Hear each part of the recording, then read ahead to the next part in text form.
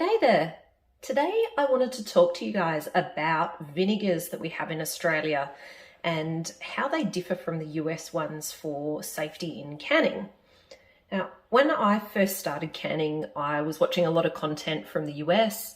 I was following resources from the USDA, Ball Book, and other safe canning resources. So I assumed what I was doing was safe, but what I didn't realize at that time is that there's actually a difference between Australian vinegars as compared to American vinegars. When I was doing that early canning, I wasn't actually achieving the safe levels of acidity in my jars. Thankfully, nobody got sick or anything, but I did sadly get to a point where I actually threw away a lot of my really hard work when I found out what I'd done and that potentially the contents of my jars wasn't safe.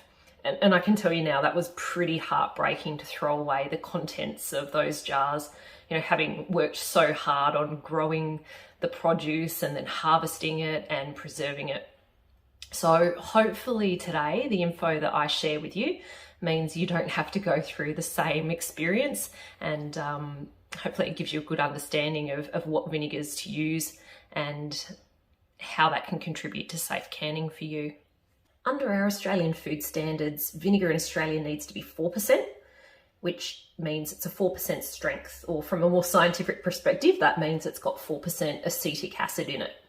But in the US, it's actually different, and the standard strength of vinegar there is 5%.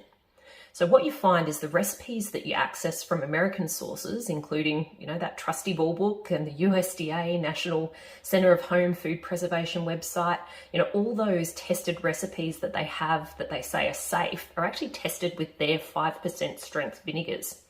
And that's the minimum strength that's required to ensure that canned contents are actually at a safe acidity. Now, you're probably wondering why this acidity thing is so important when it comes to your canning.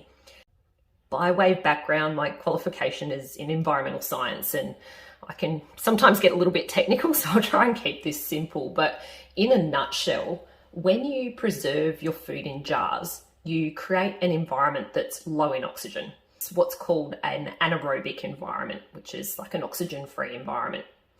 And in this type of environment, you can get bad bacteria that thrive. And in particular, there's one that causes a condition called botulism. And basically, there's these spores that end up releasing a toxin, and it can make people really sick. And in some places around the world, there has actually been loss of life as well. So it's not something that I tend to trifle with. In high acid environments, which is what we try and create by adding the vinegar, that inhibits this botulism. And that's why it's so important that you get the acidity right in our jars when you're doing your canning. And that's why it's so important to get the right vinegar. So you've probably noticed I've got a bit of a lineup here of some of the common vinegars we have in Australia, and this is by no means all of them. It's just what I happen to have in the cupboard at the moment. I've got a white vinegar. There's one of the organic apple cider vinegars, malt vinegar. I'm actually out of my brown vinegar at the moment, so waiting on a delivery of those to come tomorrow. So that's another one I commonly use. And I've got my double strength white vinegar here. Now, sadly in Australia, it's not always super obvious what the acidity of vinegars are. And if we have a bit of a closer look at the labels of some of these, what you'll see is that there is actually no listed acidity on any of these. And that does make it a bit tricky for us canners at times to understand if the vinegar we're using is a 4% or a 5%, and in particular, whether it's hitting that 5% minimum that we're looking for. What's actually quite interesting is the labelling's got a lot worse on these in Australia over recent years. When I did start off, I hadn't actually noticed, but it did actually say 4% on a lot of my standard brown and white vinegars that I was using, like this Cornwall's brand.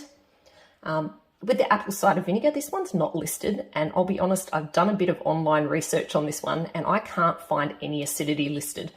And whenever I can't find a listed acidity, what I do is assume that it is that 4% strength.